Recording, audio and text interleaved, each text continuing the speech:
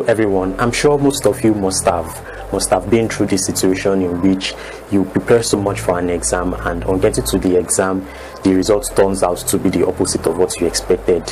And on this video I'll be talking about four steps you can take after failing an exam.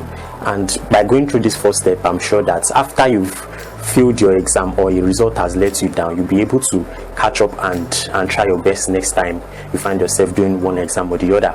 So I'll be giving 4 steps, and the fourth step seems to be the most important step out of all the steps that I'll be giving you. So I implore you to stay tuned, to stay and watch this video to the end. Thank you very much. So the first step is accept your fate. Now, when a student fails an exam after seeing a result, most of you tend to put the blame on lecturers, or you just put the blame on anybody around, or your lecturer, or anything that, maybe it's the course that is hard, it's too hard, the course is too hard, or the lecturer is too tough, his marking scheme is too tough, why would I fail this exam? So I want you to just accept your fate and put the blame on you, that okay, you actually caused it. Because at times because in that same course that you are complaining or you are putting a blame on someone else, someone passed the course test exceedingly. So why would you put the blame on your lecturer? Just put the blame on yourself and accept your fate. And after doing that, I know after accepting your fate, just work on certain strategies that might help you to catch up later. And the next step to take after failing an exam is to get relevant information. Now, after failing an exam and you've accepted your fate, that okay, now I failed an exam, then what next? Then seek, although it's something that you might have done before doing the exam, but now that you've done the exam and it turned out to be the opposite. So just try to meet the lecturer and ask how he marked the exam. If the lecturer is approachable, meet him. And in a case whereby they return your scripts to you, try to look at the scripts and pay attention to certain things that you did, and try as much as possible to also, you can compare your scripts between you and your colleagues and see the mistakes you've made, and you'll be able to gather some specific information as regards that. And also you can meet your senior colleagues. Your senior colleagues can help you very much to tell you what a lecturer wants about a particular lecturer, how he wants his exam to be answered, because there are those things are subjective kind of. Because let's take for example an essay exam. Now an essay exam tends to be very subjective, because you might think you've written the best thing in the world, but it makes no sense to the lecturer or the teacher. So it is very important for you to meet some specific people, and they'll give you certain informations on that.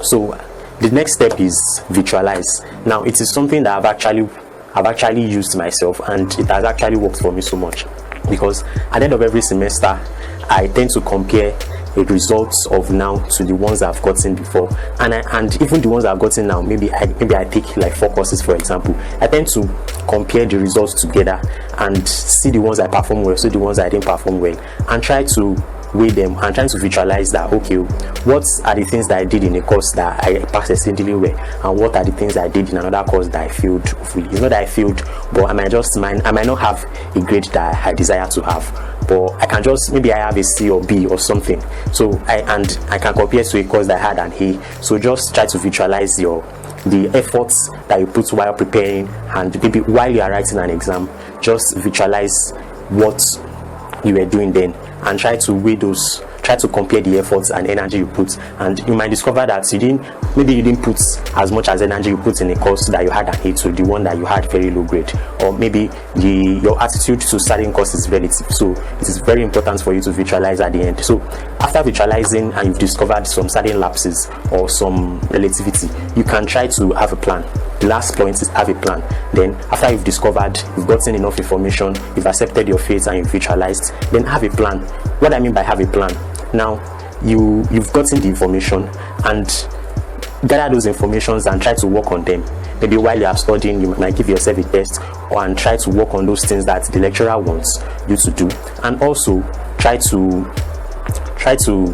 visualize and try to correct the mistakes that you've done while preparing an exam. And after going through these steps, I hope you'll be able to